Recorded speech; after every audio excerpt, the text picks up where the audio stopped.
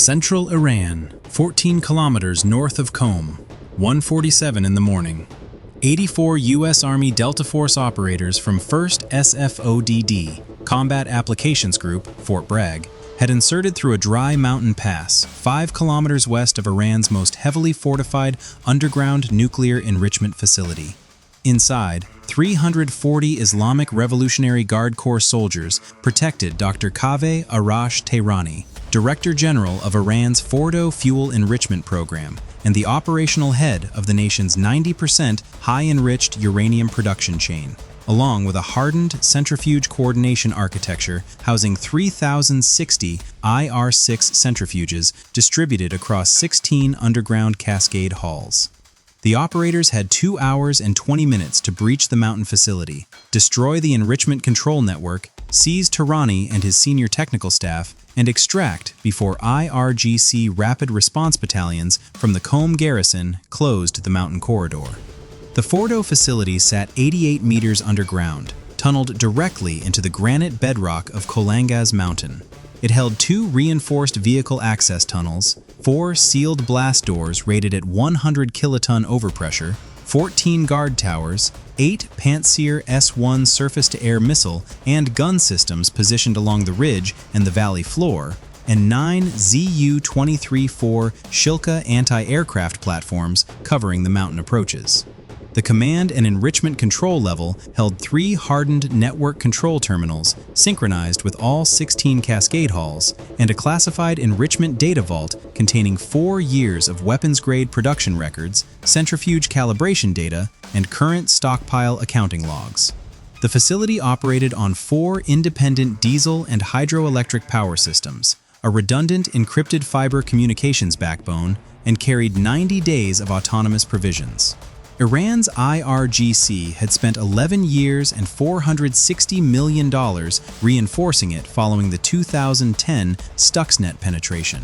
IAEA inspectors had been denied entry for 26 consecutive months. Iranian officials had publicly certified Fordow impenetrable to any foreign strike package. They were wrong. U.S. planners divided the 84 Delta Force operators into 4 elements. Alpha element, 26 operators, would breach the primary vehicle access tunnel using shape demolition charges and a hydraulic door-splitting frame. Bravo element, 22 operators, would neutralize all 8 Pantsir S-1 batteries and clear the 14 guard towers along the south and west ridge. Charlie element, 26 operators, would push through the inner access corridors to the command level, locate Dr. Tehrani, and seize the enrichment control terminals and the data vault. Delta element, 10 operators, would hold the single mountain access road with M2 HB.50 caliber heavy machine guns and 3 Javelin missile teams to stop any armored column moving from the Qom direction. 2 MH-60M Blackhawks held at 14 kilometers on an 80-second call window, each carrying 4 AGM-114R Hellfire missiles and a SOAR combat crew. At 1:47 in the morning, all 4 elements moved simultaneously. Bravo element advanced on the south ridge in 2 assault columns. Tower 5 acquired movement at 600 meters on thermal and opened fire first, a Zu-23-4 crew tracking the mountain slope. 4 Delta operators with Mark 48 Mod 7 machine guns placed 210 rounds on the gun platform in 7 seconds. The Zu-23-4 went silent. 22 IRGC soldiers on the west ridge opened fire with G3A6 rifles and RPG-7 rockets. A Delta breacher fired an AT-4 at the base of the primary ridge tower support column. The structure fractured and collapsed. Bravo's left column pushed through the gap and began clearing remaining towers along the south face. The first Pantsir S-1 battery attempted a radar lock on an overhead ISR drone.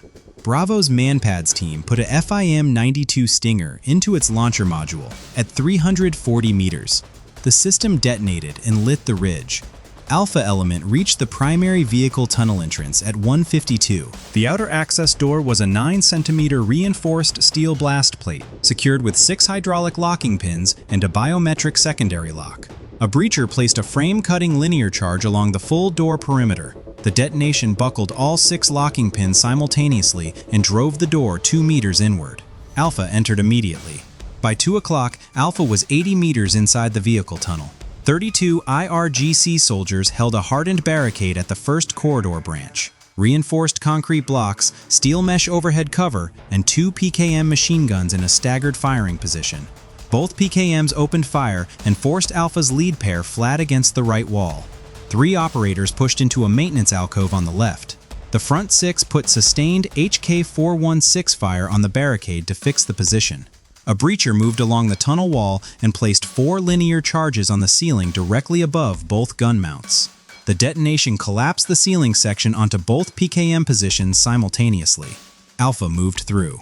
25 IRGC soldiers were dead. 7 surrendered and were flex-cuffed to the tunnel wall. At 2:09, Delta Element on the Mountain Access Road identified 3 IRGC T-72 M1 tanks moving in column from the comm direction, 4 kilometers out, accompanied by 2 military trucks carrying an estimated 38 soldiers. Delta's 1st Javelin team locked the lead T-72 M1 at 380 meters and fired. The missile struck the top attack profile on the turret ring and detonated the ammunition rack. The tank stopped burning across the road center line. The 2nd T-72 engaged its smoke dispensers and attempted to push through the ditch. Delta's 2nd Javelin team fired at 260 meters. The round hit the forward drive sprocket and the tank went immobile. Delta's M2HB teams engaged the dismounting infantry.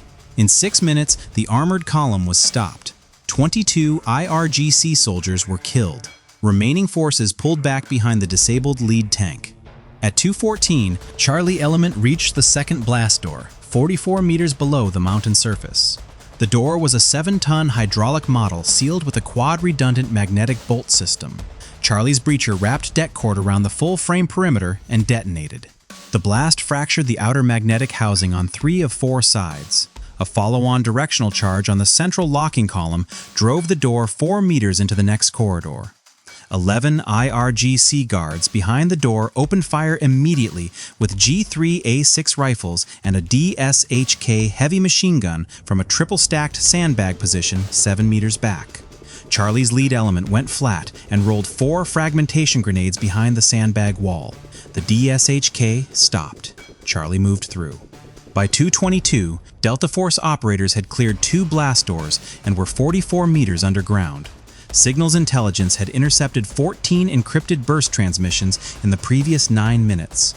IRGC command staff attempting to initiate emergency facility lockdown from the surface. The transmission stopped at 2:18 when Bravo demolished the primary satellite uplink array and the backup HF radio tower on the West Ridge. The facility's encrypted fiber trunk remained active. Charlie's signals team was carrying a junction splice kit to sever it at the main distribution node on the command level. IRGC Rapid Response Forces from COM, 14 kilometers out, had begun mobilizing. Estimated arrival if moving immediately, 31 minutes. At 2:27, Bravo completed the full ridge sweep. All 8 Pantsir S-1 batteries were destroyed, 4 by direct assault, 4 by demolition teams using thermite. 81 IRGC soldiers on the perimeter were dead. 13 were secured near the south breach point. Bravo placed 22 blocks of C4 on the surface radar installation and the primary power relay junction and set 60-minute timers. Alpha reached the 3rd blast door at 2:31.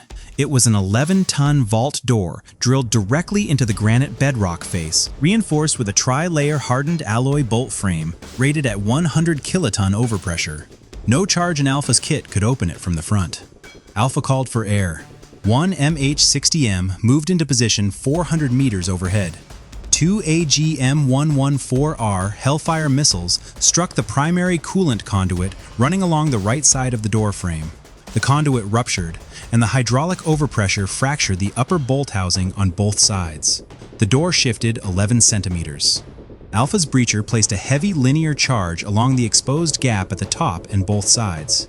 The detonation ripped the door off the frame and drove it 6 meters back into the approach corridor. At 2:38 in the morning, U.S. Army Delta Force operators entered the command level. The command level held 11 rooms across 2 corridors. 29 IRGC soldiers remained inside, armed with G3A6 rifles and 4 PKM machine guns positioned at corridor intersections. Charlie took the left corridor. Alpha took the right. A Sentinel surveillance drone orbiting at 6,400 meters relayed real-time thermal imagery directly to operator team leaders through a secure encrypted data link. A PKM at the right corridor junction opened fire the moment Alpha's lead pair cleared the access door. 2 operators were hit. An operator behind the stack fired a 40mm M320 grenade round into the ceiling mount above the gun position. The PKM collapsed. Room-by-room clearing lasted 10 minutes. Operators used MK-18C QBR rifles and HK-416D carbines in rooms no larger than 4 by 6 meters. 22 IRGC forces were killed. 7 surrendered. At 2:55 in the morning, Charlie Element reached the Enrichment Command Center. The room held 3 active operator stations, 3 hardened network control terminals physically linked to all 16 cascade halls and their 3060 IR6 centrifuges, and a classified data vault containing 4 years of 90% enriched uranium production records and current weapons-grade stockpile accounting logs. 6 technical staff were inside. None resisted. Dr. Kava Arash Tarani was present, standing at the primary enrichment control terminal with a classified production log open on the screen. He was placed in flex cuffs without incident. His deputy enrichment director, his cascade calibration chief, and 4 additional senior technical staff were secured. A technical specialist extracted 31 hard drives from the control terminals and the data vault. Demolition teams placed thermite charges on all 3 enrichment control terminals and the main encrypted fiber distribution node. A shaped charge was placed on the hardened data vault door to destroy what could not be physically removed.